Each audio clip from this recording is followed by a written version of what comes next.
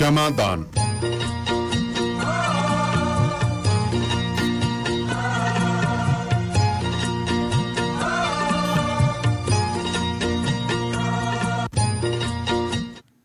Radio Punjab today ਦੇ programme ਸ਼ਮਾਦਾਨ ਦੇ ਵਿੱਚ ਆਪ ਸਭ ਜੀ ਦਾ ਸਵਾਗਤ ਹੈ।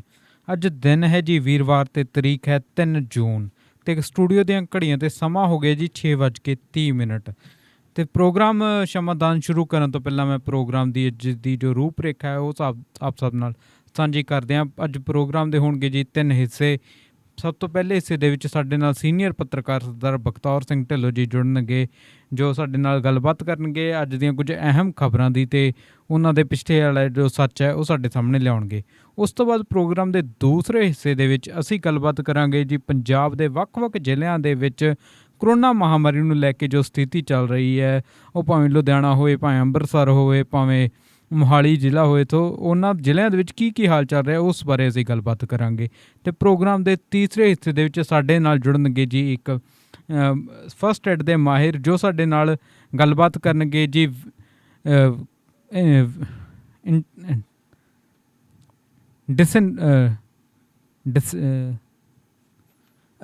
ਸੈਨੀਟਾਈਜੇਸ਼ਨ ਅਤੇ ਡਿਸਇਨਫੈਕਸ਼ਨ, ਕਿਉਂਕਿ ਇਸ ਚੀਜ਼ਾਂ ਨੂੰ ਲੈ ਕੇ ਬਹੁਤ ਸਾਰੇ ਭਰਮ ਭੁਲੇਖੇ ਸਾਡੇ ਵਿੱਚ ਪਾਏ ਜਾ ਰਹੇ ਹਨ ਅਤੇ ਬਹੁਤ ਸਾਰੀ ਗਲਤ ਤਰੀਕੇ ਦੀਆਂ ਜਿਹੜੀਆਂ ਹੈਗੀਆਂ ਹਨ ਉਹ ਵੀ ਅਸੀਂ ਅਜ਼ਮਾ ਲੈਂਦੇ ਹਾਂ, ਜਿਹੜਾ ਕਿ ਸਾਨੂੰ ਨਹੀਂ ਕਰਨਾ ਚਾਹੀਦਾ।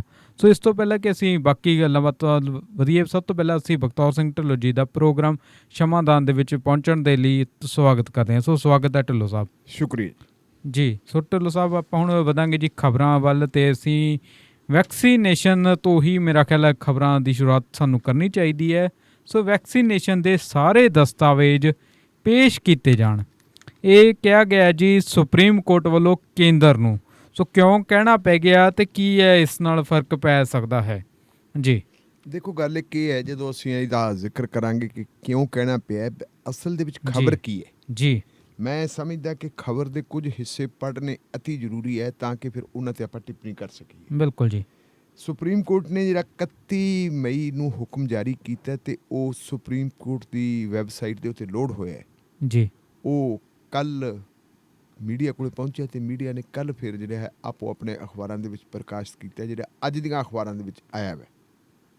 ਇਹਦੇ ਵਿੱਚ ਕਹਿੰਦੇ ਕੀ ਹੈ, ਉਹ ਕਹਿੰਦੇ ਵੀ ਕੋਵੈਕਸੀਨ, ਕੋਵੀਸ਼ੀਲਡ, ਸਪੁਤਨਿਕ V ਸਮੇਤ ਸਾਰੇ ਟੀਕਿਆਂ ਦੀ ਹੁਣ ਤੱਕ ਦੀ ਖਰੀਦ ਦਾ ਪੂਰਾ ਹਿਸਾਬ ਕਿਤਾਬ ਦੇਣ ਦੇ ਨਿਰਦੇਸ਼ ਦਿੱਤੇ ਗਏ ਹੈ। ਕਿਹਨੂੰ ਦਿੱਤੇ ਗਏ ਜੀ? ਭਾਰਤ ਸਰਕਾਰ ਨੂੰ। ਔਰ ਭਾਰਤ ਸਰਕਾਰ ਨੂੰ ਕਿਹਾ ਕਿ ਇਹ ਸਾਰੇ ਤੁਸੀਂ ਜਿਹੜਾ ਹੈਗਾ ਰਿਕਾਰਡ ਸਾਡੇ ਹਵਾਲੇ ਕੀਤਾ ਜਾਵੇ। ਸਿਖਰਲੀ ਅਦਾਲਤ ਨੇ ਕਾਲੀ ਫੰਗਸ ਦੇ ਇਲਾਜ ਦੀ ਦਵਾਈ ਹੈ ਜਿਹੜੀ ਉਹ ਮੁਹੱਈਆ ਕਰਵਾਉਣ ਲਈ ਉਠਾਏ ਕਦਮਾਂ ਦੀ ਜਾਣਕਾਰੀ ਵੀ ਮੰਗੀ ਹੈ ਜੀ, ਕਿਉਂਕਿ ਜਿੱਥੋਂ ਤੱਕ ਕਾਲੀ ਫੰਗਸ ਦਾ ਸਵਾਲ ਹੈ, ਬੜੀ ਘਾਤਕ ਹੈ। ਇਹ ਉਹਦੇ ਨਾਲੋਂ ਵੀ ਘਾਤਕ ਆ ਜ਼ਿਆਦਾ, ਜਿਹਨੂੰ ਅਸੀਂ ਕਹਿ ਦਿੰਦੇ ਹਾਂ COVID-19 ਜੀ, ਕਿਉਂਕਿ ਕਾਲੀ ਫੰਗਸ ਦੇ ਨਾਲ ਜਵਾੜੇ ਤੋਂ ਸ਼ੁਰੂ ਹੋ ਕੇ ਬੰਦੇ ਦੀ ਅੱਖ, ਕੰਨ ਅਤੇ ਕੰਨ ਤੋਂ ਬਾਅਦ ਫਿਰ ਦਿਮਾਗ ਤੱਕ ਜਾਂਦੀ ਹੈ ਅਤੇ ਉਹਦੀ ਮੌਤ ਅਟੱਲ ਹੁੰਦੀ ਹੈ।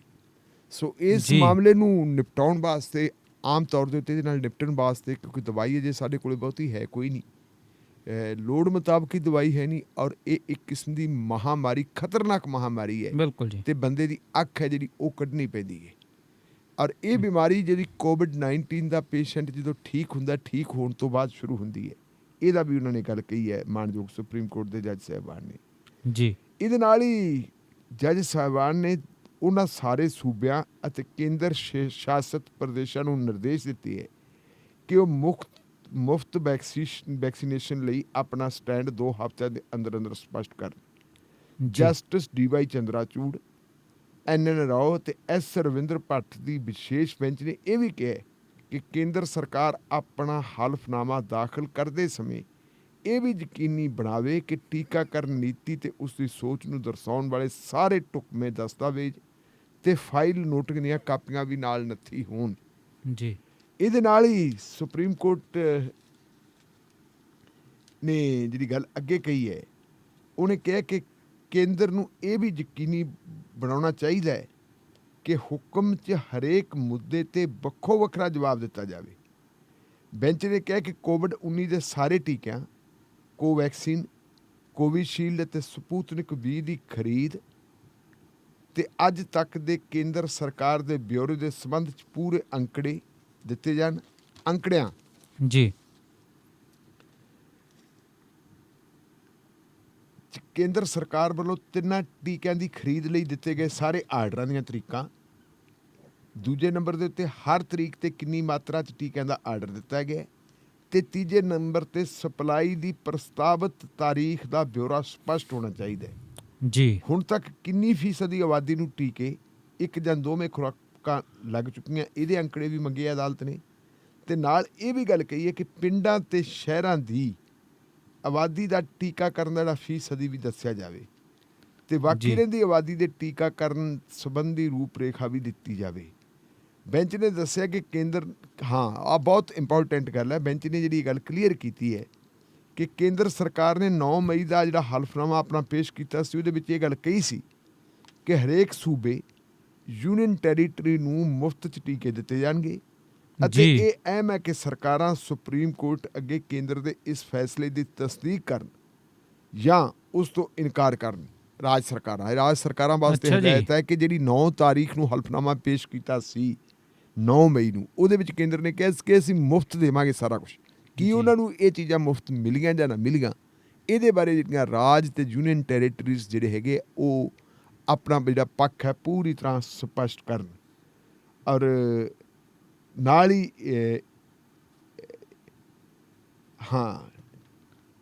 ਜੀ ਇਹਦੇ ਨਾਲ ਹੀ ਬੈਂਚ ਨੇ ਕਿਹਾ ਕਿ ਜਿਹੜੀ ਇਹਦੀ ਅਗਲੀ ਸੁਣਵਾਈ ਹੈ ਉਹ 30 ਜੂਨ ਨੂੰ ਕੀਤੀ ਜਾਊਗੀ।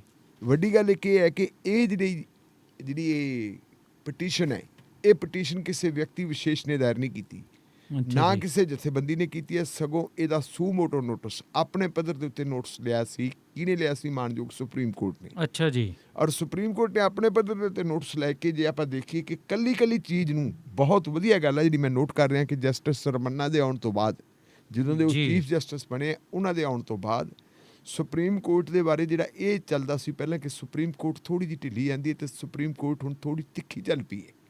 ਤਿੱਖੀ ਜੀ। ਚੱਲਦੀ ਹੈ। ਉਹਨਾਂ ਨੇ ਜਿਹੜੇ ਆ ਪੁਆਇੰਟ ਬਣਾਏ ਹੋਏ ਆ A, B ਤੇ C, A, B ਤੇ C ਦੇ ਜ਼ਰੀਏ ਉਹਨਾਂ ਨੇ ਕੱਲੀ ਚੀਜ਼ ਦਾ ਜਵਾਬ ਮੰਗਿਆ ਤੇ ਇਹ ਦੱਸਿਆ ਜਾਵੇ ਇਹਦੇ ਬਾਰੇ, ਤੇ ਨਾਲ ਰਾਜ ਸਰਕਾਰਾਂ ਤੋਂ ਵੀ ਮੰਗੇ। ਵੱਡੀ ਗੱਲ ਇਹ ਹੈ ਕਿ ਆਪਣੇ ਇਸ ਫੈਸਲੇ ਦੇ ਵਿੱਚ ਮਾਣਯੋਗ ਸੁਪਰੀਮ ਕੋਰਟ ਨੇ ਇਹ ਗੱਲ ਕਹੀ ਹੈ ਕਿ ਕੇਂਦਰ ਸਰਕਾਰ ਦੀ ਜਿਹੜੀ ਵੈਕਸੀਨੇਸ਼ਨ ਦੀ ਨੀਤੀ ਹੈ ਉਹ ਤਰਕ ਸੰਗਤ ਨਹੀਂ। ਅੱਛਾ ਜੀ। ਉਹ ਗੈਰ ਤਰਕ ਸੰਗਤ ਹੈ, ਉਹਦੇ ਵਿੱਚ ਕਿਸੇ ਕਿਸਮ ਦੀ ਨਹੀਂ।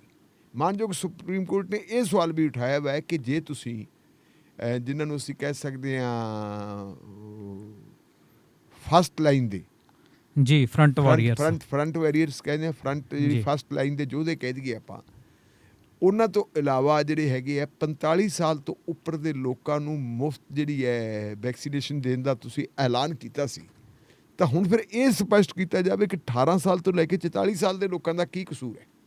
ਜੀ ਇਹਦੇ ਨਾਲ ਇੱਕ ਬਹੁਤ ਵੱਡੀ ਗੱਲ ਕਹੀ ਹੈ ਜਿਹੜਾ ਡਿਜੀਟਲ ਰਜਿਸਟ੍ਰੇਸ਼ਨ ਦੀ ਗੱਲ ਕਹਿੰਦੀ ਹੈ, ਬਿਲਕੁਲ ਕਿਉਂਕਿ ਜੀ। ਸਾਡੀ ਅਦਾਲਤ, ਸਾਡੀ ਜਿਹੜੀ ਸਰਕਾਰ ਕਹਿੰਦੀ ਹੈ ਕਿ ਲੋਕ ਆਪਣੀ ਰਜਿਸਟ੍ਰੇਸ਼ਨ ਕਰਵਾਉਣ। ਲੋਕ ਰਜਿਸਟ੍ਰੇਸ਼ਨ ਕਰਵਾਉਣ ਕਿੱਥੇ? ਡਿਜੀਟਲ ਸਿਸਟਮ ਕੀ ਭਾਰਤ ਮੁਕੰਮਲ ਤੌਰ 'ਤੇ ਡਿਜੀਟਲ ਹੋ ਗਿਆ?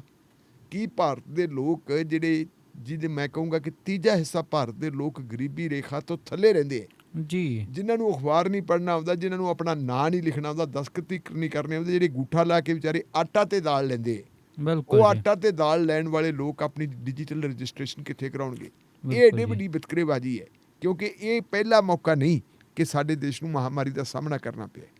ਇੱਥੇ ਮੈਂ ਇਹ ਵੀ ਗੱਲ ਕਹਿਣੀ ਚਾਹੂੰਗਾ ਕਿ ਪਿਛਲੇ ਸਮੇਂ ਦੇ ਵਿੱਚ ਆਪਾਂ ਦੇਖੀਏ, ਕੋਈ ਜ਼ਮਾਨਾ ਹੁੰਦਾ ਸੀ ਜਦੋਂ ਚੇਚਕ ਹੁੰਦੀ ਸੀ। ਚੇਚਕ ਦਾ ਮਤਲਬ ਜਿਹਨੂੰ ਆਪਾਂ ਮਾਤਾ ਕਹਿ ਦਿੰਦੇ ਹਾਂ, ਮਾਤਾ ਹੁੰਦੀ ਜੀ। ਸੀ ਤੇ ਮਾਤਾ ਦਾ ਮੁਕਾਬਲਾ ਵੀ ਕੀਤਾ, ਉਸ ਬਿਮਾਰੀ ਦਾ ਖਾਤਮਾ ਵੀ ਕੀਤਾ, ਖਸਰੇ ਦੀ ਬਿਮਾਰੀ ਦਾ ਖਾਤਮਾ ਵੀ ਕੀਤਾ, ਪੋਲੀਓ ਦਾ ਖਾਤਮਾ ਵੀ ਭਾਰਤ ਨੇ ਕੀਤਾ। ਜੀ ਇੱਥੋਂ ਤੱਕ ਕਿ ਜਿਹੜਾ ਹੈਗਾ ਮਲੇਰੀਆ ਵਰਗੀ ਜਿਹੜੀ ਹੈ ਬਿਮਾਰੀ, ਉਹਦੇ ਤੇ ਵੀ ਕਾਬੂ ਪਾਇਆ ਹੈ। ਬਿਲਕੁਲ ਔਰ ਇਹ ਜੀ। ਜੇ ਸਾਰੀਆਂ ਚੀਜ਼ਾਂ ਅਸੀਂ ਦੇਖੀਏ, ਇਹਨਾਂ ਚੀਜ਼ਾਂ ਨੂੰ ਡਿਜੀਟਲ ਰਜਿਸਟ੍ਰੇਸ਼ਨ ਕਿੱਥੇ ਹੁੰਦੀ ਸੀ? ਆਪਾਂ ਬਿਲਕੁਲ ਜੀ। ਕੁਝ ਸਮਾਂ ਪਹਿਲਾਂ ਤੱਕ ਜੇ ਆਪਾਂ ਦੇਖੀਏ ਤਾਂ ਕੁਝ ਸਮਾਂ ਪਹਿਲਾਂ ਤੱਕ ਅਸੀਂ ਇਹ ਦੇਖਿਆ ਕਿ ਸਾਡੇ ਹੈਲਥ ਡਿਪਾਰਟਮੈਂਟ ਦੇ ਕੁੜੀਆਂ ਮੁੰਡੇ ਜੀ ਆਮ ਤੌਰ 'ਤੇ ਉਹਨਾਂ ਨੇ ਬੱਸ ਸਟੈਂਡਾਂ ਦੇ ਉੱਤੇ, ਰੇਲਵੇ ਸਟੇਸ਼ਨਾਂ ਦੇ ਉੱਤੇ ਜਿਹੜੇ ਕੈਂਪ ਲਾਏ ਹੁੰਦੇ ਹੈ। ਇੱਥੋਂ ਤੱਕ ਕਿ ਜਦੋਂ ਕੋਈ ਬੱਸ ਆਉਂਦੀ ਹੈ, ਕੁੜੀਆਂ ਮੁੰਡੇ ਜਿਹੜੇ ਬੱਸ ਦੇ ਵਿੱਚ ਚੜ੍ਹਦੇ ਆ ਤੇ ਜਾ ਕੇ ਉਹ ਨਰਸਾਂ ਜਾ ਕੇ ਦੇਖਦੀਆਂ, ਛੋਟਾ ਬੱਚਾ ਜੇ ਕਿਸੇ ਕੋਲੇ, ਉਹ ਕਹਿੰਦੇ ਪੋਲੀਓ ਦੀ ਬੂੰਦ ਪਿਆਓ। ਬਿਲਕੁਲ ਜੀ। ਘਰ ਘਰ ਵਿਚਾਰੀਆਂ ਉਹ ਕੁੜੀਆਂ ਜਾਂਦੀਆਂ, ਛੋਟੀਆਂ ਕੁੜੀਆਂ, ਉਹਨਾਂ ਦੇ ਕੋਲੇ ਜਿਹੜਾ ਉਹਨਾਂ ਦਾ ਸਮਾਨ ਦਾ ਭਾਰ ਜ਼ਿਆਦਾ ਤੇ ਆਪਣਾ ਭਾਰ ਉਹਨਾਂ ਦਾ ਘੱਟ ਆ, ਉਹ ਜਾ ਕੇ ਇਕੱਲੇ ਘਰ ਨੂੰ ਖੜਕਾਉਂਦੀਆਂ ਜੀ ਕਿ ਜੀ ਦੱਸੋ ਤੁਹਾਡੇ ਕੋਈ ਛੋਟਾ ਬੱਚਾ ਤਾਂ ਹੈ ਨਹੀਂ, ਮੈਂ ਯਾਦ ਕਰਾਉਣਾ ਸਾਡੇ ਪੁਰਾਣੇ ਸਰੋਤਿਆਂ ਨੂੰ ਇਸ ਗੱਲ ਦੀ ਜਾਣਕਾਰੀ ਹੋਣੀ ਹੈ, ਜਦੋਂ ਮਲੇਰੀਆ ਦੀ ਮਹਾਮਾਰੀ ਫੈਲੀ ਹੋਈ ਹੈ ਉਦੋਂ ਭਾਰਤ ਸਰਕਾਰ ਨੇ ਜਿਹੜੇ ਹੈਗੇ ਹੈ ਮਲੇਰੀਆ ਵਰਕਰ ਭਰਤੀ ਕੀਤੇ ਸੀ। ਅੱਛਾ ਜੀ। ਮਲੇਰੀਆ ਵਰਕਰ ਭਰਤੀ ਕੀਤੇ ਸੀ ਕਿ ਮਲੇਰੀਆ ਵਰਕਰਾਂ ਦੇ ਜ਼ਰੀਏ ਮਲੇਰੀਆ ਦਾ ਖਾਤਮਾ ਕੀਤਾ ਜਾਵੇ। ਤਾਂ ਸਾਡੇ ਜਿਹੜੇ ਦਰਵਾਜ਼ੇ ਹੁੰਦੇ ਸੀ, ਦਰਵਾਜ਼ਿਆਂ ਦੇ ਉੱਤੇ ਇੱਕ ਜਿਹੜਾ ਹੈਗਾ ਕਾਲੇ ਰੰਗ ਦੀ ਡੱਬੀ ਬਣਾਈ ਹੁੰਦੀ ਸੀ, ਉਹਦੇ ਉੱਤੇ ਲਿਖਿਆ ਹੁੰਦਾ ਸੀ NMEP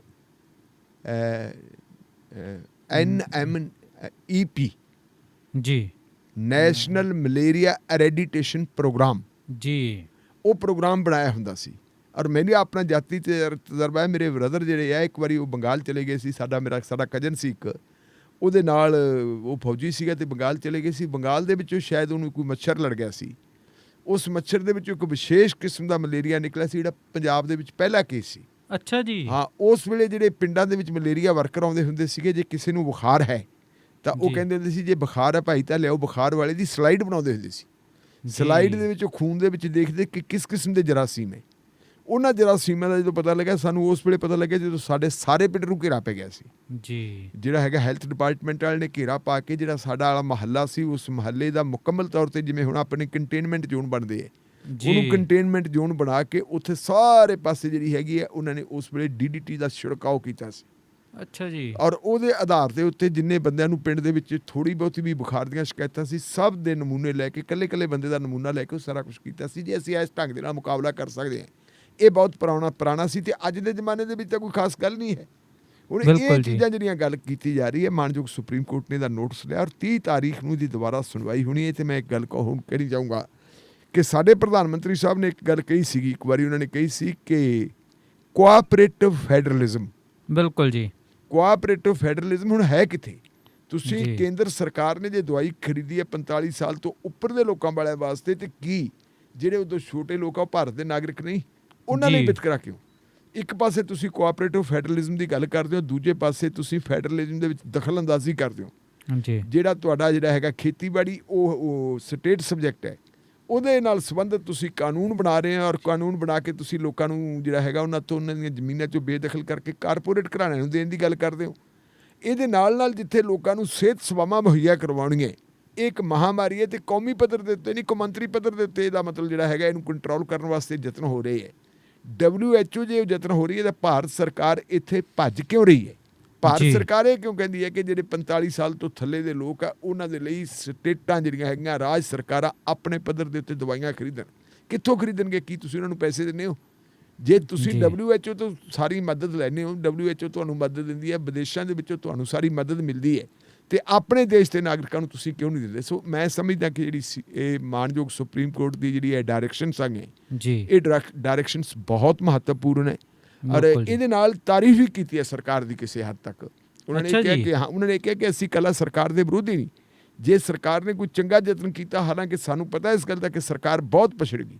ਜੇ ਸਰਕਾਰ ਨੇ ਜਦੋਂ ਪਹਿਲੀ ਖੇਪ ਆਪਣੀ ਵੇਵ ਆਈ ਹੈ, ਪਹਿਲੀ ਵੇਵ ਤੋਂ ਬਾਅਦ ਹੀ ਮੁਸਤਕਿਲ ਪ੍ਰਬੰਧ ਕੀਤੇ ਹੁੰਦੇ ਤਾਂ ਦੂਜੀ ਵੇਵ ਦਾ ਅਸੀਂ ਬੜੀ ਆਸਾਨੀ ਨਾਲ ਟੱਕਰਾ ਕਰ ਸਕਦੇ ਸੀ। ਸਾਡੇ ਤਾਂ ਸੁੱਤੇ ਪਿਆਂ ਦੇ ਉੱਤੇ ਘੜੇ ਪੈ ਗਈ, ਹਾਲਤ ਇਹ ਬਣੀ ਹੋਈ ਸੀ। ਪਰ ਉੱਥੇ ਉਹਨਾਂ ਨੇ ਕੀ ਕਿਹਾ ਕਿ ਸਾਡੇ ਜਿਹੜੇ ਵਿਦੇਸ਼ ਮੰਤਰੀ ਹੈ ਜੈ ਸ਼ੰਕਰ ਜੀ, ਉਹ ਅਮਰੀਕਾ ਦੇ ਦੌਰੇ 'ਤੇ ਜਾਂਦੇ, 5 ਦਿਨ ਅਮਰੀਕਾ ਬੈਠੇ ਰਹੇ ਜੀ। 5 ਦਿਨਾਂ ਦੇ ਵਿੱਚ ਉਹਨਾਂ ਨੇ ਵੱਖ-ਵੱਖ ਕੰਪਨੀਆਂ ਦੇ ਨਾਲ ਗੱਲਾਂ ਕੀਤੀਆਂ ਕਿ ਜੀ ਆਓ ਤੁਸੀਂ ਸਾਡੇ ਕੁਛ ਕਰੋ। ਔਰ ਜਿਵੇਂ ਫਾਈਜ਼ਰ ਵਗੈਰਾ ਕੁਛ ਕੰਪਨੀਆਂ ਨੇ ਇਹ ਇੱਛਾ ਵੀ ਜ਼ਾਹਰ ਕੀਤੀ ਹੈ ਕਿ ਹਾਂ ਅਸੀਂ ਤੁਹਾਡੇ ਆਉਣ ਨੂੰ ਤਿਆਰ ਹਾਂ। ਔਰ ਹੁਣ ਜਿਹੜੀ ਹੈਗੀ ਤੁਸੀਂ ਦੇਖੋ ਨਾ ਕਿ ਹੁਣ ਰਿਲੈਕਸੇਸ਼ਨ ਦਿੱਤੀ ਹੈ ਉਹਨਾਂ ਨੂੰ। ਜਿਹੜੀਆਂ ਸਖਤੀਆਂ ਹੈਗੀਆਂ, ਜਿਹੜੀਆਂ ਪਹਿਲਾਂ ਸੀ ਕਿ ਹਰ ਜਿਹੜੀ ਹੈਗੀ ਹੈ ਇੱਥੇ ਅਸੀਂ ਟਰਾਇਲ ਕਰਾਂਗੇ, ਉਹਨਾਂ ਨੂੰ ਟਰਾਇਲਾਂ ਤੋਂ ਛੋਟ ਦੇ ਦਿੱਤੀ ਹੈ। ਪਹਿਲਾਂ ਇਹ ਕਹਿੰਦੇ ਸੀ ਕਿ ਕਿਉਂਕਿ ਇਹ ਜਿਹੜੇ ਇਹਦੇ ਵੇਰੀਐਂਟ ਹੈ ਇਹ ਅਲੱਗ-ਅਲੱਗ ਹੈ ਵੱਖ-ਵੱਖ ਦੇਸ਼ਾਂ ਦੇ ਵਿੱਚ। ਭਾਰਤ ਦੇ ਵਿੱਚ ਜੇ ਕੋਈ ਅਮਰੀਕਾ ਵਾਲੀ ਦਵਾਈ ਜਿਹੜੀ ਅਮਰੀਕਾ ਦੇ ਲੋਕਾਂ ਨੂੰ ਫਿੱਟ ਹੈ, ਕਿ ਭਾਰਤ ਦੇ ਲੋਕਾਂ ਨੂੰ ਫਿੱਟ ਹੈ ਕਿ ਨਹੀਂ ਫਿੱਟ, ਇਹਦੇ ਬਾਰੇ ਇਹਨਾਂ ਨੇ ਕਿਹਾ ਸੀ ਕਿ ਭਾਰਤ ਦੇ ਵਿੱਚ ਅਸੀਂ ਉਹਦੇ ਜਿਹੜੇ ਹੈਗੇ ਐਕਸਪੈਰੀਮੈਂਟ ਕਰਾਂਗੇ, ਤਜਰਬੇ ਕਰਾਂਗੇ ਜਾਂ ਟੈਸਟ ਕਰਾਂਗੇ। ਹੁਣ ਉਹਨਾਂ ਸਾਰਿਆਂ ਤੋਂ ਛੋਟਾਂ ਦੇ ਦਿੱਤੀਆਂ ਕਿਉਂਕਿ ਮਹਾਮਾਰੀ ਹੋਈ ਹੈ, ਉਹ ਸਾਰੀਆਂ ਛੋਟਾਂ ਦੇ ਦਿੱਤੀਆਂ। ਇੱਥੇ ਥੋੜ੍ਹੀ ਜਿਹੀ ਤਾਰੀਫ ਵੀ ਕੀਤੀ ਹੈ ਮਾਣਯੋਗ ਸੁਪਰੀਮ ਕੋਰਟ ਨੇ, ਲੇਕਿਨ ਵੱਡੀ ਗੱਲ ਇੱਕ ਇਹ ਹੈ ਕਿ ਪਹਿਲੀ ਵਾਰੀ ਹੈ 7 ਸਾਲਾਂ ਦੇ ਵਿੱਚ ਇਹ ਪਹਿਲਾ ਮੌਕਾ ਹੈ ਜਦੋਂ ਦੇਸ਼ ਦੇ ਲੋਕਾਂ ਨੂੰ ਬੁਨਿਆਦੀ ਸੇਵਾਵਾਂ ਮੁਹੱਈਆ ਕਰਵਾਉਣ ਦੇ ਮਾਮਲੇ 'ਤੇ ਮਾਣਯੋਗ ਸੁਪਰੀਮ ਕੋਰਟ ਨੇ ਕੇਂਦਰ ਨੂੰ ਕਟਹਿਰੇ 'ਚ ਖੜਾ ਕੀਤਾ ਹੈ। ਜੀ ਬਿਲਕੁਲ। ਸੋ ਇਹ ਤਾਂ ਇੱਕ ਚੰਗੀ ਖਬਰ ਹੀ ਸੀ ਤੇ ਸਵਾਗਤ ਵੀ ਕਰਦੇ ਹਾਂ ਅਤੇ ਆਸ ਕਰਦੇ ਹਾਂ ਕਿ ਇਹ ਭਵਿੱਖ ਦੇ ਵਿੱਚ ਹੋਰ ਵੀ ਅਸਰਦਾਰ ਹੋਵੇ ਜੀ। ਤੋਂ ਅਗਲੀ ਖਬਰ ਜਿਹੜੀ ਮੈਂ ਲੈਣੀ ਚਾਹੂੰਗਾ ਉਹ ਥੋੜ੍ਹੀ ਅਲੱਗ ਕਿਸਮ ਦੀ ਹੈ। ਉਹ ਹੈ ਜੀ ਕਿ ਹੋਇਆ ਖਾਮੋਸ਼ੀ ਦਾ ਫਰਮਾਨ ਬਿਨਾਂ ਪੁੱਛੇ ਬੋਲੇ ਤਾਂ ਪੈਨਸ਼ਨ ਬੰਦ। ਜੀ, ਇਹ ਕਿੱਥੇ ਇਹ ਫਰਮਾਨ ਹੋ ਗਿਆ ਫਰਮਾਨ ਜੀ? ਵੀ ਭਾਰਤ ਸਰਕਾਰ ਨੇ ਕੀਤਾ ਹੈ ਜੀ ਔਰ ਭਾਰਤ ਸਰਕਾਰ ਦਾ ਇੱਕ ਡਿਪਾਰਟਮੈਂਟ ਹੈ ਜਿਹਨੂੰ ਅਸੀਂ ਅਮਲਾ ਤੇ ਟ੍ਰੇਨਿੰਗ ਦਾ ਡਿਪਾਰਟਮੈਂਟ ਕਹਿੰਦੇ ਹਾਂ, ਜੀ, ਪਰਸੋਨਲ ਪਰਸੋਨਲ ਐਂਡ ਟ੍ਰੇਨਿੰਗ। ਜੀ ਪਰਸੋਨਲ ਐਂਡ ਟ੍ਰੇਨਿੰਗ ਡਿਪਾਰਟਮੈਂਟ ਨੇ ਇੱਕ ਨੋਟੀਫਿਕੇਸ਼ਨ ਜਾਰੀ ਕਰ ਦਿੱਤਾ ਹੈ ਔਰ ਉਸ ਨੋਟੀਫਿਕੇਸ਼ਨ ਦੇ ਜ਼ਰੀਏ ਉਹਨਾਂ ਨੇ ਬਹੁਤ ਖਤਰਨਾਕ ਗੱਲ ਕੀਤੀ ਹੈ, ਜਿਹੜੀ ਮੈਂ ਸਮਝਦਾ ਕਿ ਇਹ ਗੱਲ ਜਿਹੜੀ ਹੈਗੀ ਹੈ ਲੋਕਾਂ ਦੀ ਜ਼ੁਬਾਨਬੰਦੀ ਹੈ। ਅੱਛਾ ਆਮ ਜੀ। ਤੌਰ ਦੇ ਉੱਤੇ ਅਸੀਂ ਦੇਖਦੇ ਹਾਂ ਕਿ ਜਿਹੜੇ ਲੋਕ ਸਰਵਿਸਿਜ਼ ਦੇ ਵਿੱਚੋਂ ਰਿਟਾਇਰ ਹੁੰਦੇ ਹੈ, ਖਾਸ ਕਰਕੇ ਜਿਹੜੇ ਸਿਕਿਉਰਿਟੀ ਨਾਲ ਜੁੜੇ ਹੁੰਦੇ ਹੈ ਤੇ ਜਿਹੜੇ ਖੁਫੀਆ ਡਿਪਾਰਟਮੈਂਟ ਨਾਲ ਜੁੜੇ ਹੁੰਦੇ ਹੈ, ਉਹ ਬਾਅਦ ਦੇ ਵਿੱਚ ਆਪਣੇ ਤਜਰਬਿਆਂ ਦੇ ਆਧਾਰ ਦੇ ਉੱਤੇ ਕਿਤਾਬਾਂ ਲਿਖਦੇ ਹੈ।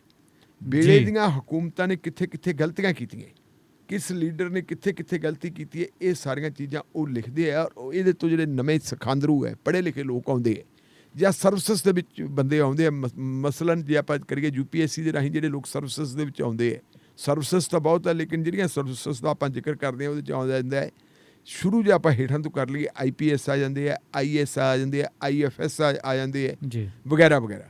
ਇਸ ਕਿਸਮ ਦੀਆਂ ਜਿਹੜੀਆਂ ਸਰਵਿਸਿਜ਼ ਦੇ ਲੋਕ ਹੈ, ਇਹ ਲੋਕ ਉਹ ਹੈ ਜਿਨ੍ਹਾਂ ਨੂੰ ਅਸੀਂ ਕਹਾਂਗੇ ਕਿ ਸਾਡੀ ਜਿਹੜੀ ਹੈਗੀ ਹੈ ਬੁਨਿਆਦ ਹੈ, ਸਾਡੇ ਸਿਸਟਮ ਦੀ ਬੁਨਿਆਦ ਹੈ, ਜਿਨ੍ਹਾਂ ਨੇ ਉਹ ਸਿਸਟਮ ਨੂੰ ਚਲਾਉਣਾ ਹੈ। ਆਮ ਤੌਰ ਦੇ ਉੱਤੇ ਕਹਿੰਦੇ ਹੁੰਦੇ ਆ ਕਿ ਲੋਕ ਬੁੱਢੇ ਹੋ ਜਾਂਦੇ ਹੈ ਲੇਕਿਨ ਕਦੇ ਸਟੇਟ ਬੁੱਢੀ ਨਹੀਂ ਹੁੰਦੀ, ਕਿਉਂਕਿ ਸਟੇਟ ਦੇ ਜਿਹੜੇ ਅਫਸੀਸਰ ਜਿਹੜੇ ਹੈਗੇ ਆ ਉਹ ਇੱਕ ਖਾਸ ਉਹਨਾਂ ਦਾ ਏਜ ਗਰੁੱਪ ਹੁੰਦਾ ਕਿ ਇਸ ਉਮਰ ਦੇ ਵਿੱਚ ਉਹਨਾਂ ਨੇ ਆਉਣੇ। ਬਿਲਕੁਲ। ਉਹਨਾਂ ਨੇ ਜ਼ਿਲ੍ਹਿਆਂ ਦੇ ਡਿਪਟੀ ਕਮਿਸ਼ਨਰ ਕਦੋਂ ਤੱਕ ਰਹਿਣਾ ਤੇ ਉਹਨਾਂ ਨੇ ਜ਼ਿਲ੍ਹਿਆਂ ਦੇ ਜ਼ਿਲ੍ਹਾ ਪੁਲਿਸ ਮੁਖੀ ਕਦੋਂ ਤੱਕ ਰਹਿਣਾ, ਉਦੋਂ ਤੱਕ ਉਹ ਪੂਰੇ ਤਰ੍ਹਾਂ ਜਵਾਨ ਹੁੰਦੇ ਆ, ਉਹ ਕੰਮ ਕਰਨ ਦੇ ਸਮਰੱਥ ਹੁੰਦੇ। ਉਹਨਾਂ ਦਾ ਬ੍ਰੇਨ ਵੀ ਚੱਲਦਾ ਹੁੰਦਾ, ਉਹਨਾਂ ਦਾ ਜਿਹੜਾ ਹੈਗਾ ਸਰੀਰ ਵੀ ਜਿਹੜਾ ਉਹ ਉਹਨਾਂ ਦਾ ਸਾਥ ਦਿੰਦਾ ਹੁੰਦਾ ਹੈ। ਤਾਂ ਉੱਥੇ ਕਹਾਂਗੇ ਅਸੀਂ ਕਦੇ ਸਟੇਟ ਬੁੱਢੀ ਨਹੀਂ ਹੁੰਦੀ। ਜਿਵੇਂ ਜਿਵੇਂ ਉਮਰ ਉਹਨਾਂ ਦੀ ਵੱਡੀ ਹੁੰਦੀ ਜਾਂਦੀ ਹੈ ਉਹਦੇ ਨਾਲ ਉਹ ਬੜਾ ਕੁਝ ਸਿੱਖਦੇ ਆ। ਸੋ ਇਹ ਜਿਹੜੇ ਪੁਰਾਣੇ ਤਜਰਬੇ ਜਿਹੜੀਆਂ ਕਿਤਾਬਾਂ, ਉਹਨਾਂ ਕਿਤਾਬਾਂ ਨੂੰ ਬੰਦੇ ਪੜ੍ਹਦੇ ਆ ਅਤੇ ਪੜ੍ਹਨ ਤੋਂ ਬਾਅਦ ਦੇਖਦੇ ਆ ਕਿ ਸਾਡੇ ਜਿਹੜੇ ਪੂਰਵਜ ਸੀ, ਸਾਥੋਂ ਪਹਿਲੇ ਲੋਕ ਜਿਹੜੇ ਸੀ ਜਾਂ ਸਾਡੇ ਜਿਹੜੇ ਹਾਕਮ ਸੀ, ਉਹਨਾਂ ਤੋਂ ਕਿੱਥੇ ਕਿੱਥੇ ਗਲਤੀਆਂ ਹੋਈਆਂ ਅਤੇ ਇਹਨਾਂ ਗਲਤੀਆਂ ਨੂੰ ਕਿਵੇਂ ਸੁਧਾਰਿਆ ਜਾ ਸਕਦਾ, ਇਹ ਚੀਜ਼ਾਂ ਹੁੰਦੀਆਂ ਜੀ। ਇਹ ਮੈਂ ਅਤੀਤ ਦੇ ਵਿੱਚ ਦੇਖਿਆ ਕਿ ਹੁਣ ਤਾਂ ਚਲੋ ਅਸੀਂ ਜਿਸ ਯੁੱਗ ਦੇ ਵਿੱਚ ਰਹਿੰਦੇ ਹਾਂ, ਇਹ ਯੁੱਗ ਨੂੰ ਅਸੀਂ ਕਹਾਂਗੇ ਕਿ ਅੱਜ ਜਿਹੜਾ ਹੈਗਾ ਸੂਚਨਾ ਤਕਨੀਕ ਦਾ ਯੁੱਗ ਹੈ, ਕੋਈ ਗੱਲ ਲੁਕਾ ਕੇ ਨਹੀਂ ਰੱਖੀ ਜਾ ਸਕਦੀ।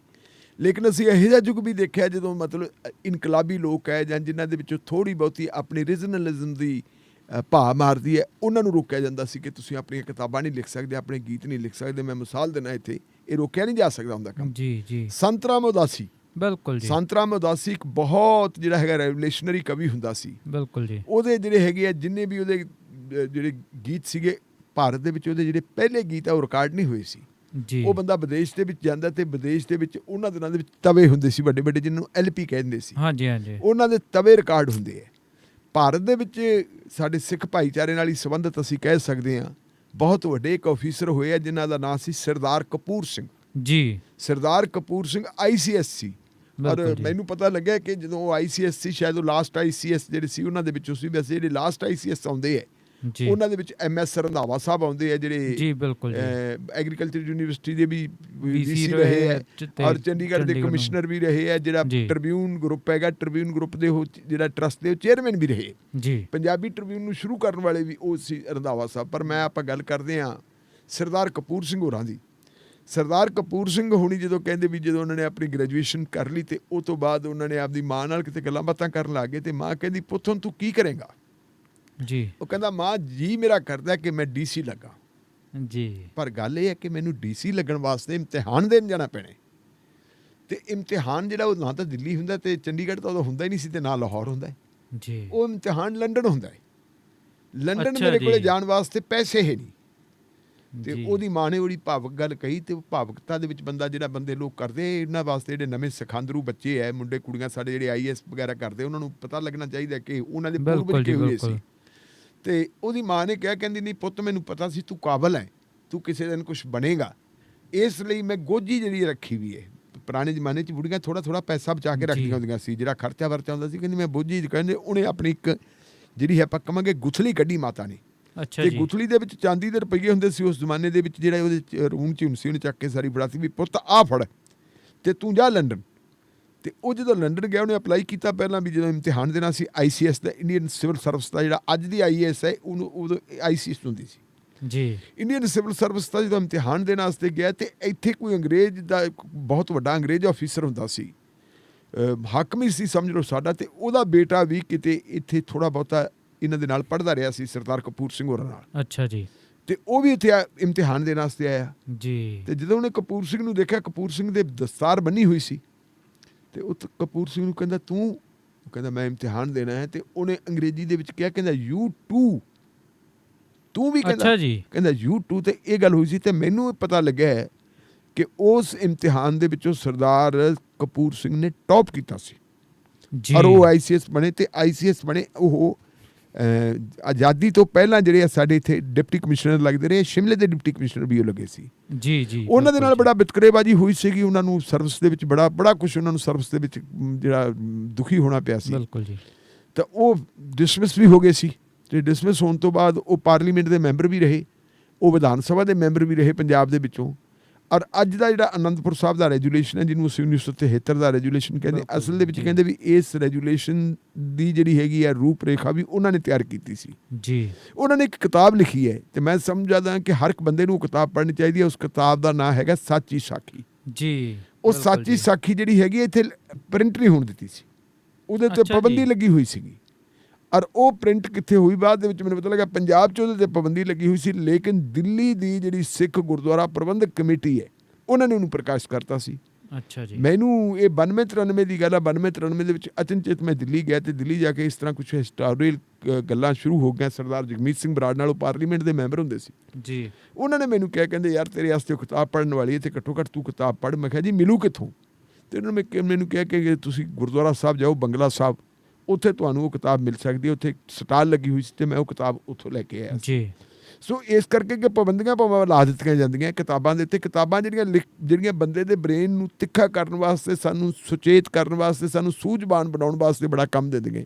ਤੇ ਖਾਸ ਕਰਕੇ ਜਿਹੜੇ ਉਹ ਲੋਕ ਹੈ ਜਿਹਨੂੰ ਕਪੂਰ ਸਿੰਘ ਹੋਰਾਂ ਦੀ ਕਿਤਾਬ ਆਪਾਂ ਪੜ੍ਹੀਏ, ਜਾਂ ਉਹ ਤੋਂ ਪਹਿਲਾਂ ਜੋ ਰਿਆਸਤਾਂ ਹੁੰਦੀਆਂ ਸੀ, ਕੈਪਟਨ ਅਮਰਿੰਦਰ ਸਿੰਘ ਦੇ ਦਾਦਾ ਹੁੰਦੇ ਸੀਗੇ ਮਹਾਰਾਜਾ ਭੁਪਿੰਦਰ ਸਿੰਘ, ਉਹਨਾਂ ਨਾਲ ਰਿਲੇਟਡ ਕਿਤਾਬਾਂ ਵੀ ਹੈਗੀਆਂ, ਉਹਨਾਂ ਦੇ ਅਹਿਲਕਾਰਾਂ ਨੇ ਲਿਖੀਆਂ। ਇੱਕ ਮਹਾਰਾਜਾ ਤੇ ਮਹਾਰਾਣੀ ਕਿਤਾਬ ਲਿਖੀ ਵੀ ਹੈ ਜਰਮਨੀ ਦਾਸ ਨੇ।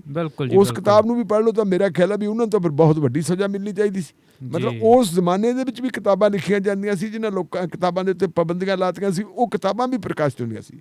ਲੇਕਿਨ ਆ ਜਿਹੜਾ ਹੁਣ ਇੱਕ ਬੜਾ ਫਾਸ਼ੀਵਾਦੀ ਹੁਕਮ ਆ ਗਿਆ, ਕਹਿੰਦੇ ਵੀ ਕੋਈ ਵੀ ਜਿਹੜਾ ਹੈਗਾ ਸਿਕਿਉਰਿਟੀ ਨਾਲ ਤੇ ਖੁਫੀਆ ਡਿਪਾਰਟਮੈਂਟ ਨਾਲ ਜੁੜਿਆ ਹੋਇਆ ਬੰਦਾ ਹੁਣ ਕਿਤਾਬ ਨਹੀਂ ਲਿਖ ਸਕੂਗਾ। ਰਿਟਾਇਰਮੈਂਟ ਹੋਣ ਤੋਂ ਬਾਅਦ ਵੀ ਉਹਨੂੰ ਇੱਕ ਜਿਹੜਾ ਹੈਗਾ ਲਿਖ ਕੇ ਦੇਣਾ ਪੈਂਦਾ, ਆਪਣੇ ਡਿਪਾਰਟਮੈਂਟ ਨੂੰ ਲਿਖ ਕੇ ਦੇਣਾ ਪਊਗਾ। ਅੱਜ ਤੋਂ ਬਾਅਦ ਦੀ ਗੱਲ ਹੈ, ਇਹ ਅੱਜ ਨੋਟੀਫਿਕੇਸ਼ਨ ਜਾਰੀ ਹੋ ਗਿਆ, ਲਾਗੂ ਹੋ ਗਿਆ ਕਿ ਜੇ ਕਿਤਾਬ ਲਿਖਣੀ ਹੈ ਤਾਂ ਤੁਹਾਨੂੰ ਜਿਹੜਾ ਤੁਹਾਡਾ ਆਰਗੇਨਾਈਜੇਸ਼ਨ ਦਾ ਹੈੱਡ ਹੈ, ਮੰਨ ਲਓ ਕੋਈ ਬੰਦਾ ਇੰਟੈਲੀਜੈਂਸ ਬਿਊਰੋ 'ਚੋਂ ਰਿਟਾਇਰ ਹੁੰਦਾ ਹੈ ਤੇ ਉਹਨੂੰ ਇੰਟੈਲੀਜੈਂਸ ਬਿਊਰੋ ਦੇ ਹੈੱਡ ਤੋਂ ਪ੍ਰਵਾਨਗੀ ਲੈਣੀ ਪੈਣੀ ਹੈ। ਕੋਈ ਬੰਦਾ ਰਾਹ 'ਚੋਂ ਰਿਟਾਇਰ ਹੁੰਦਾ ਹੈ, ਉਹਨੂੰ ਰਾਹ ਦੇ ਜਿਹੜਾ ਹੈਗਾ ਹੈੱਡ ਹੈ ਉਹ ਤੋਂ ਪ੍ਰਵਾਨਗੀ ਲੈਣੀ ਪੈਣੀ ਹੈ। ਤੇ ਪ੍ਰਵਾਨਗੀ ਦਿੰਦੇ ਨਹੀਂ, ਕਿਉਂਕਿ ਜਿਹੜੇ ਬੰਦੇ ਸਰਵਿਸ ਦੇ ਵਿੱਚ ਬੈਠੇ ਉਹ ਤਾਂ ਦਿੰਦੇ ਨਹੀਂ, ਉਹਨਾਂ ਨੂੰ ਹਦਾਇਤਾਂ ਹੁੰਦੀਆਂ ਕਿ ਤੁਸੀਂ ਦੇਣੀਆਂ ਨਹੀਂ। ਤਾਂ ਨਤੀਜਾ ਕੀ ਹੋਇਆ ਕਿ ਜਿਹੜੇ ਉਹਨਾਂ ਦੇ ਤਜਰਬੇ ਹੋਣਗੇ, ਉਹ ਤਜਰਬੇ ਜਿਹੜੇ ਉਹ ਨਹੀਂ ਹੋਣਗੇ।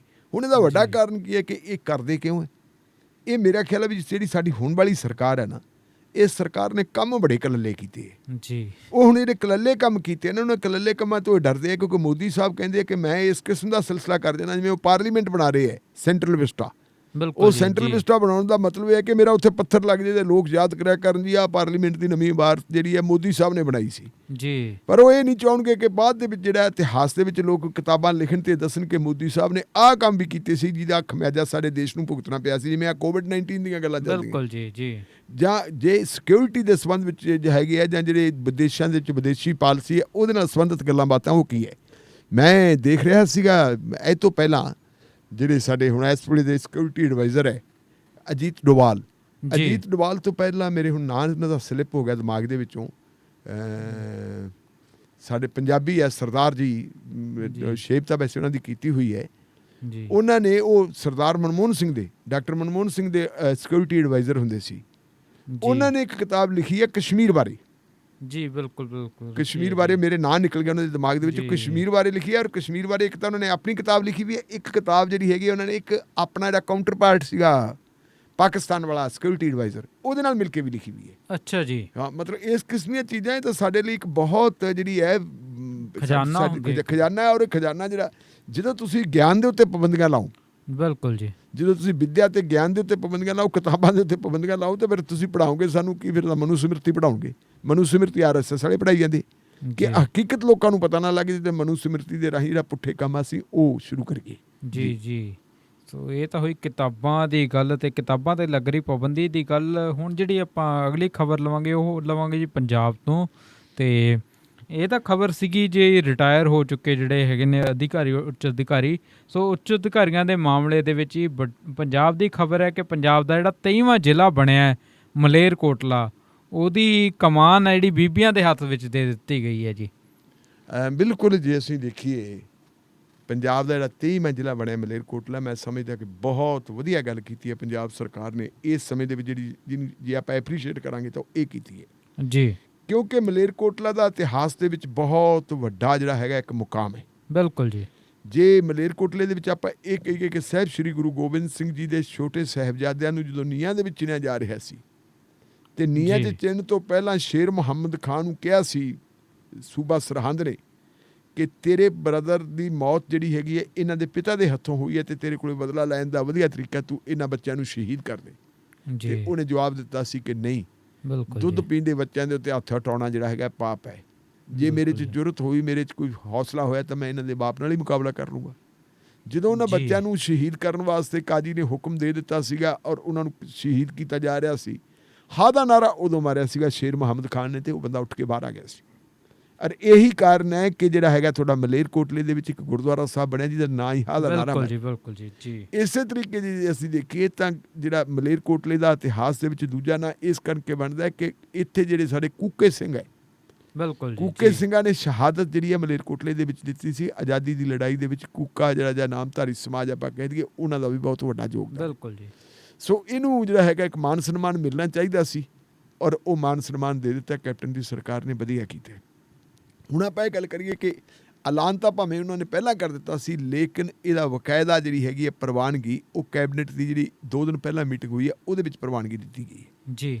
ਪ੍ਰਵਾਨਗੀ ਦੇ ਦਿੱਤੀ ਤੇ ਫਿਰ ਨਾਲ ਦੀ ਨਾਲ ਹੀ ਜਿਹੜੇ ਪ੍ਰਸ਼ਾਸਨਿਕ ਅਧਿਕਾਰੀ ਹੈ ਉਹ ਵੀ ਲਾਤੇ, ਕਿਉਂਕਿ ਕਿਸੇ ਜ਼ਿਲ੍ਹੇ ਨੂੰ ਚਲਾਉਣ ਵਾਸਤੇ 2 ਅਫੀਸਰਾਂ ਦੀ ਬਹੁਤ, ਵੈਸੇ ਤਾਂ ਵੱਡਾ ਸਿਸਟਮ ਹੁੰਦਾ ਹੈ, ਅਫੀਸਰ ਕਈ ਕਿਸਮ ਦੇ ਹੁੰਦੇ ਆ ਲੇਕਿਨ 2 ਮੁੱਖ ਹੀ ਹੁੰਦੇ ਆ ਜੀ। ਇੱਕ ਹੁੰਦਾ ਡਿਸਟ੍ਰਿਕਟ ਦਾ ਜਿਹੜਾ ਜਿਹਨੇ ਡਿਸਟ੍ਰਿਕਟ ਚਲਾਉਂਦਾ ਹੁੰਦਾ ਉਹਨੂੰ ਅਸੀਂ ਕਹਿ ਦਿੰਦੇ ਹਾਂ ਡਿਪਟੀ ਕਮਿਸ਼ਨਰ ਜੀ।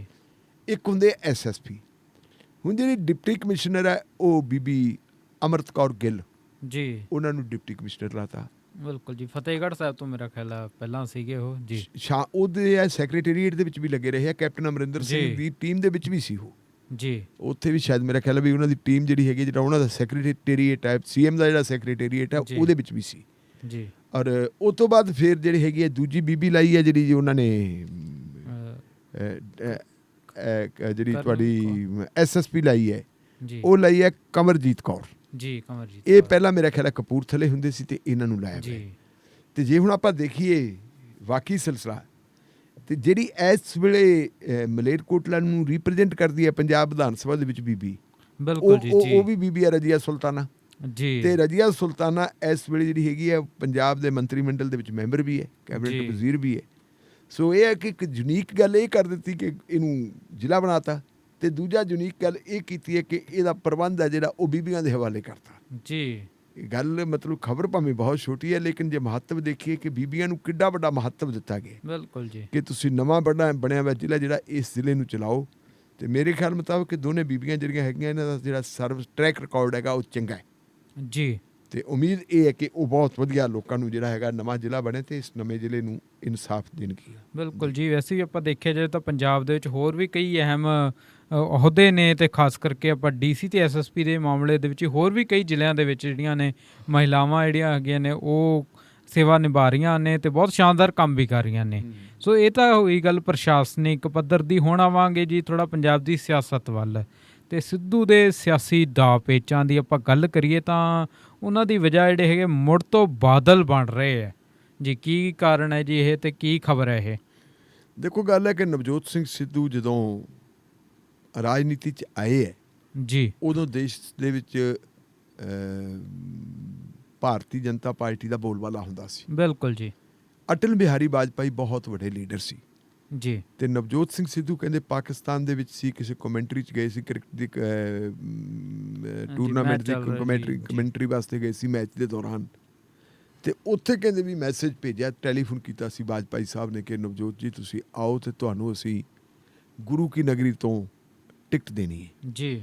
ਕਿਉਂਕਿ ਕ੍ਰਿਕਟ ਦੇ ਖਿਡਾਰੀ ਹੋਣ ਕਰਕੇ ਤੇ ਕ੍ਰਿਕਟ ਦੇ ਨਾਲ ਅਰੁਣ ਜੇਤਲੀ ਦਾ ਵੀ ਨੇੜਲਾ ਸੰਬੰਧ ਸੀ। ਬਿਲਕੁਲ ਉਹ ਵੀ ਜੀ ਦਿੱਲੀ ਦੀ ਕ੍ਰਿਕਟ ਐਸੋਸੀਏਸ਼ਨ ਦੇ ਨਾਲ ਜੁੜੇ ਹੋਏ ਸੀਗੇ ਤੇ ਇਹਨਾਂ ਦਾ ਤਾਲਮੇਲ ਉਹਨਾਂ ਨਾਲ ਪਹਿਲਾਂ ਹੀ ਸੀ। ਇਹਨਾਂ ਨੇ ਆ ਕੇ ਅੰਮ੍ਰਿਤਸਰ ਸਾਹਿਬ ਤੋਂ ਇਲੈਕਸ਼ਨ ਲੜੀ, ਇਹ ਜਿੱਤ ਗਏ। ਇੱਕ ਵਾਰੀ ਨਹੀਂ ਜਿੱਤ ਗਏ, ਕਈ ਵਾਰੀ ਜਿੱਤ ਗਏ। ਤੇ ਇਹਨਾਂ ਨੇ ਆਪਣਾ ਜਿਹੜਾ ਹੈਗਾ ਅਹਿਦ ਕਰ ਲਿਆ ਸੀ ਕਿ ਮੈਂ ਪਟਿਆਲਾ ਛੱਡ ਕੇ ਹੁਣ ਗੁਰੂ ਕੀ ਨਗਰੀ ਦੇ ਵਿੱਚ ਹੀ ਰਹਿਣ ਲੱਗੂੰਗਾ। ਬਿਲਕੁਲ ਜੀ। ਬਾਅਦ ਦੇ ਵਿੱਚ ਇਹਨਾਂ ਦੀ ਧਰਮ ਪਤਨੀ ਬੀਬਾ ਡਾਕਟਰ ਨਵਜੋਤ ਕੌਰ ਸਿੱਧੂ ਵੀ ਉੱਥੋਂ ਜਿਹੜੇ ਹੈ ਅਸੈਂਬਲੀ ਦੇ ਮੈਂਬਰ ਬਣਦੇ ਰਹੇ ਆ। ਬਿਲਕੁਲ ਜੀ। ਔਰ ਕੋਲੀਸ਼ਨ ਸਰਕਾਰ ਸੀ ਜਿਹੜੀ ਅਕਾਲੀ ਭਾਜਪਾ ਦੀ, ਉਹਦੇ ਵਿੱਚ ਉਹ ਪਾਰਲੀਮਾਨੀ ਸਕੱਤਰ ਵੀ ਰਹੇ ਜੀ। ਸ਼ੁਰੂ ਦੇ ਵਿੱਚ, ਕਿਉਂਕਿ ਅਕਾਲੀ ਦਲ ਭਾਜਪਾ ਦਾ ਗੱਠਜੋੜ ਸੀਗਾ ਤੇ ਅਕਾਲੀ ਦਲ ਦੇ ਨਾਲ ਇਹਨਾਂ ਦੇ ਰਿਲੇਸ਼ਨ ਵੀ ਚੰਗੇ ਸੀ। ਹੌਲੀ ਹੌਲੀ ਕਿਉਂਕਿ ਅਕਾਲੀ ਦਲ ਦੇ ਵਿੱਚ ਕਿਸੇ ਜ਼ਮਾਨੇ ਦੇ ਵਿੱਚ ਜਿਹੜਾ ਵੱਡਾ ਪਾਵਰ ਸੈਂਟਰ ਹੁੰਦਾ ਸੀਗਾ ਮਾਝੇ ਦੇ ਵਿੱਚ, ਜਿਹਨੂੰ ਆਪਾਂ ਕਹਿ ਸਕਦੇ ਹਾਂ, ਉਹ ਬੜੇ ਵੱਡੇ ਵੱਡੇ ਲੀਡਰ ਹੁੰਦੇ ਸੀ। ਕਦੇ ਸਰਦਾਰ ਪ੍ਰਕਾਸ਼ ਸਿੰਘ ਮਜੀਠਾ ਹੁੰਦੇ ਸੀ, ਉਹ ਤੋਂ ਬਾਅਦ ਫਿਰ ਦੇਖੀਏ ਪ੍ਰੇਮ ਸਿੰਘ ਲਾਲਪੁਰਾ ਹੋਰੀ ਹੋ ਗਏ, ਉਹ ਤੋਂ ਪਹਿਲਾਂ ਜੇ ਦੇਖੀਏ ਤਾਂ ਮੋਹਨ ਸਿੰਘ ਤੁੜ ਹੋਰੀ ਹੁੰਦੇ ਸੀ। ਲੇਕਿਨ ਮੈਂ ਗੱਲ ਕਰਦਾ 1967 ਤੋਂ ਬਾਅਦ ਜਿਹੜਾ ਨਵਾਂ ਪੰਜਾਬ ਬਣਿਆ, ਪ੍ਰੇਮ ਸਿੰਘ ਲਾਲਪੁਰਾ ਹੋ ਗਿਆ, ਸਰਦਾਰ ਰਣਜੀਤ ਸਿੰਘ ਬਰਮਪੁਰਾ ਹੋ ਗਿਆ, ਇਹ ਹੋ ਗਏ ਆਪਣੇ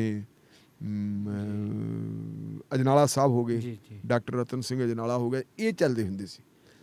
ਕਿਉਂਕਿ ਸੁਖਬੀਰ ਸਿੰਘ ਬਾਦਲ ਦੀ ਜਦੋਂ ਰਿਸ਼ਤੇਦਾਰੀ ਪੈ ਗਈ ਸੀ ਮਜੀਠੀਆ ਖਾਨਦਾਨ ਦੇ ਨਾਲ ਜੀ, ਤੇ ਫਿਰ ਸਮਾਂ ਉਹ ਆ ਗਿਆ ਕਿ ਬਿਕਰਮ ਸਿੰਘ ਮਜੀਠੀਆ ਵੀ ਰਾਜਨੀਤੀ 'ਚ ਆ ਗਏ। ਪਹਿਲਾਂ ਸੁਖਬੀਰ ਸਿੰਘ ਬਾਦਲ ਤੋਂ ਪਹਿਲਾਂ ਜਿਹੜਾ ਰਾਜਨੀਤੀ 'ਚ ਬਾਦਲ ਪਰਿਵਾਰ ਦਾ ਬੰਦਾ ਆਇਆ ਉਹ ਸੀ ਮਨਪ੍ਰੀਤ ਸਿੰਘ ਬਾਦਲ। 1995 ਦੀ ਵਾਈ ਇਲੈਕਸ਼ਨ ਗਿੱਦੜਬਾਹਾ ਤੋਂ ਮਨਪ੍ਰੀਤ ਸਿੰਘ ਬਾਦਲ ਨੇ ਲੜੀ ਸੀ। ਫਿਰ ਸੁਖਬੀਰ ਸਿੰਘ ਬਾਦਲ ਨੇ ਪਾਰਲੀਮੈਂਟ ਲੜੀ। ਉਹ ਤੋਂ ਬਾਅਦ ਵਿਧਾਨ ਸਭਾ ਦੀ ਚੋਣ ਆਉਂਦੀ ਤੇ ਫਿਰ ਵਿਧਾਨ ਸਭਾ ਦੀ ਚੋਣ ਦੇ ਵਿੱਚ ਬਿਕਰਮ ਸਿੰਘ ਮਜੀਠੀਆ ਪਹਿਲਾਂ MLA ਬਣਦੇ ਤੇ ਫਿਰ ਬਿਕਰਮ ਸਿੰਘ ਮਜੀਠੀਆ ਨੂੰ ਵਜ਼ੀਰ ਬਣਾਇਆ ਜਾਂਦਾ ਹੈ ਜੀ। ਤਾਂ ਪਾਵਰ ਸੈਂਟਰ ਉੱਥੇ ਉਹ ਬਣ ਗਿਆ।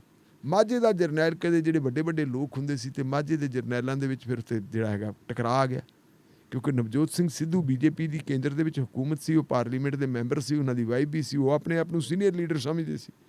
ਦੂਜੇ ਪਾਸੇ ਜੇ ਆਪਾਂ ਪੰਜਾਬੀ ਦੀ ਦੇਖੀਏ ਕਹਾਣੀ, ਆਪਣੀ ਕਹਾਵਤ ਦੇਖੀਏ ਵੀ ਜਿਹੜਾ ਰਿਸ਼ਤੇਦਾਰ ਹੁੰਦਾ ਹੈ ਸਹੁਰਿਆਂ ਵਾਲੇ ਪਾਸਿਓਂ ਰਿਸ਼ਤੇਦਾਰ, ਉਹ ਬਹੁਤ ਪਾਵਰਫੁਲ ਹੁੰਦਾ ਜਿਹਦੀ ਘਰ ਦੇ ਵਿੱਚ ਚੱਲਦੀ ਹੁੰਦੀ ਹੈ ਜੀ। ਤਾਂ ਬਿਕਰਮ ਸਿੰਘ ਮਜੀਠੀਆ ਵੀ ਸੀ। ਕਰਦਿਆਂ ਕਰਾਉਂਦਿਆਂ ਬਿਕਰਮ ਸਿੰਘ ਮਜੀਠੀਆ ਦੇ ਨਾਲ ਜਿਹੜਾ ਟਕਰਾਅ ਆਇਆ, ਉਹ ਟਕਰਾਅ ਚੱਲਦਿਆਂ ਤੇ ਫਿਰ ਬਾਦਲ ਪਰਿਵਾਰ ਨਾਲ ਟਕਰਾਅ ਆ ਗਿਆ ਜੀ। ਮੈਂ ਸਾਰਾ ਸਮਾਂ ਉਹ ਦੇਖਿਆ ਕਿ ਉਦੋਂ ਕਵਰੇਜ ਵੀ ਕਰਦੇ ਹੁੰਦੇ ਸੀ, ਅਖਬਾਰਾਂ ਪੜ੍ਹਦੇ ਹੁੰਦੇ ਸੀ ਕਿ ਜੇ ਕਿਤੇ ਸੰਗਤ ਦਰਸ਼ਨ ਹੋਣੇ ਤੇ ਡਾਕਟਰ ਨਵਜੋਤ ਕੌਰ ਸਿੱਧੂ ਨੇ ਚਲੇ ਜਾਣਾ। ਉਹਨਾਂ ਨੇ ਜਾ ਕੇ ਸੰਗਤ ਦਰਸ਼ਨ ਦੇ ਵਿੱਚ ਆਪਣੀਆਂ ਮੰਗਾਂ ਵੀ ਪੇਸ਼ ਕਰਨੀਆਂ ਤੇ ਬਾਦਲ ਸਾਹਿਬ ਨੂੰ ਉਹਨਾਂ ਦੇ ਪਾਰਲੀਮਾਨੀ ਸਕੱਤਰ ਹੁੰਦਿਆਂ ਹੋਇਆ ਮੁਸੀਬਤ ਦੇ ਵਿੱਚ ਵੀ ਪਾਉਣਾ ਜੀ। ਪਰ ਬਾਦਲ ਸਾਹਿਬ ਤਾਂ ਬੜੇ ਮੰਜੇ ਹੋਏ ਸਿਆਸਤਦਾਨ ਸੀ। ਉਹਨਾਂ ਨੇ ਕਹਿਣਾ ਮੇਰੀ ਬੱਚੀ ਹੈ, ਮੇਰੀ ਧੀ ਹੈ, ਮੇਰੀ ਬੇਟੀ ਹੈ, ਭਾਈ ਮੰਗ ਜੋ ਕੁਛ ਮੰਗਦੀ ਹੈ, ਤੈਥੋਂ ਕੀ ਕੁਛ ਸਾਰਾ ਹਵਾਲਾ ਹੀ ਤੇਰੇ ਖਜ਼ਾਨਾ ਹੀ ਤੇਰੇ ਕੋਲੇ, ਜੋ ਮਰਜ਼ੀ ਕਰ ਲੈ। ਉਹ ਇਸ ਤਰ੍ਹਾਂ ਟਾਲ ਟੂਲ ਦਿੰਦੇ, ਉਹ ਬਹੁਤੀ ਗੱਲ ਨਹੀਂ ਕਰਦੇ ਸੀ। ਕਰਦਿਆਂ ਫਿਰ ਇੱਕ ਟਾਈਮ ਉਹ ਆ ਗਿਆ ਜਦੋਂ 2014 ਦੀ ਇਲੈਕਸ਼ਨ ਆਉਂਦੀ ਹੈ। 2014 ਦੀ ਇਲੈਕਸ਼ਨ ਵੇਲੇ ਅਕਾਲੀ ਦਲ ਨੇ ਬਹੁਤ ਚੁਸਤੀ ਕੀਤੀ। ਉਹਨਾਂ ਨੇ ਇੱਕ ਤਰੀਕੇ ਨਾਲ ਨਵਜੋਤ ਸਿੰਘ ਸਿੱਧੂ ਨੂੰ ਖਾੜੇ 'ਚੋਂ ਕੱਢਣ ਦੇ ਲਈ ਅਰੁਣ ਜੇਤਲੀ ਜਿਹੜੇ ਉਹਦੇ ਉਸਤਾਦ ਸੀਗੇ ਤੇ ਉਹਨਾਂ ਨੂੰ ਉੱਥੇ ਕੈਂਡੀਡੇਟ ਬਣਾ ਲਿਆ। ਨਵਜੋਤ ਸਿੰਘ ਸਿੱਧੂ ਨੂੰ ਕਹਿੰਦੇ ਵੀ ਉਦੋਂ ਪੇਸ਼ਕਸ਼ ਕੀਤੀ ਗਈ ਕਿ ਤੈਨੂੰ ਕੁਰਕਸ਼ੇਤਰ ਤੋਂ ਲੜਾ ਦਿੰਦੇ ਆ, ਤੈਨੂੰ ਹਰਿਆਣੇ 'ਚੋਂ ਕਿਤੋਂ ਲੜਾ ਦਿੰਦੇ ਆ, ਤੈਨੂੰ ਰਾਜ ਸਭਾ ਦਾ ਮੈਂਬਰ ਬਣਾ ਦਿੰਦੇ ਆ। ਰਾਜ ਸਭਾ ਦਾ ਇਕਾਰੀ ਮੈਂਬਰ ਨੋਮੀਨੇਟ ਵੀ ਕਰਤਾ ਸੀ ਮਿਨੋਰਿਟੀ ਕੋਟੇ ਦੇ ਵਿੱਚੋਂ, ਪਰ ਉਹਨੇ ਜੁਆਇਨ ਵਗੈਰਾ ਨਹੀਂ ਸੀ ਕੀਤਾ। ਉੱਥੋਂ ਜਿਹੜਾ ਕਲੇਸ਼ ਵੱਧ ਗਿਆ ਤੇ ਉਹ ਇੰਨਾ ਵੱਧ ਗਿਆ ਬਾਦਲਾਂ ਨੂੰ ਲੈ ਕੇ, ਉਹਦਾ ਕੇਂਦਰ ਬਿੰਦੂ ਬਾਦਲ ਬਣੇ ਸੀ। ਬਾਦਲਾਂ ਦਾ ਵਧਿਆ ਕਲੇਸ਼ ਵਧਿਆ ਉਹਨਾਂ ਨੇ ਭਾਰਤੀ ਜਨਤਾ ਪਾਰਟੀ ਨਾਲ ਤੋੜ ਵਿਛੋੜਾ ਕਰ ਲਿਆ ਜੀ।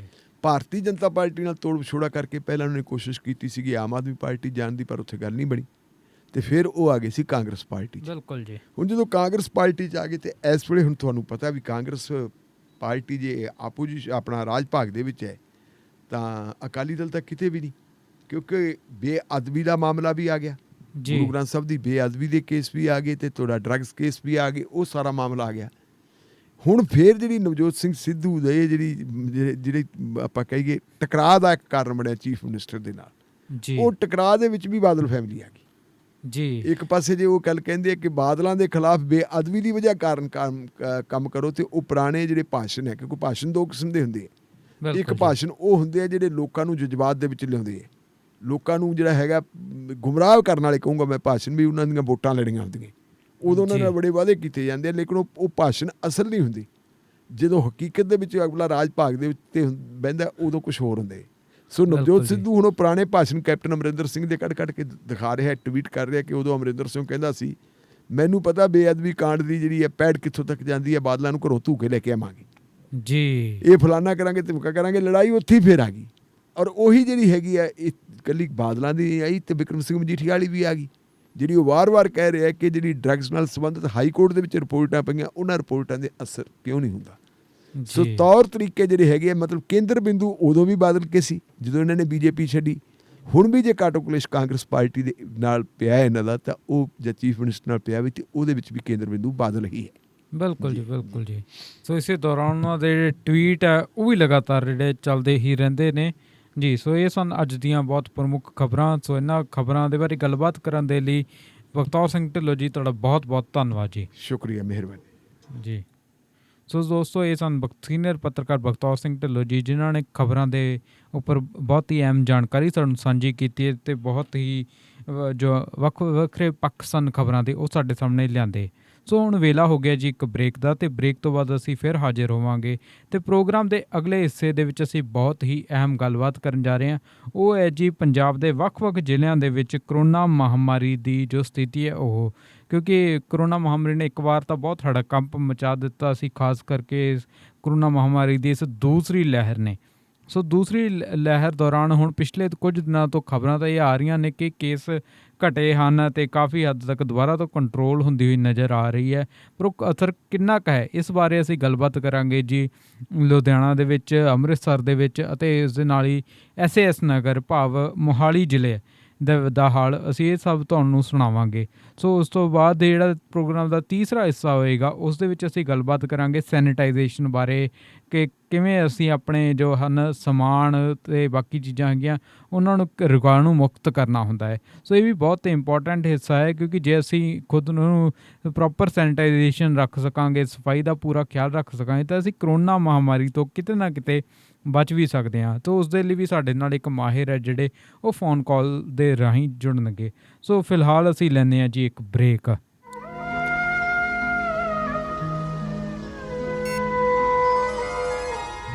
ਸ਼ਮਾਦਾਨ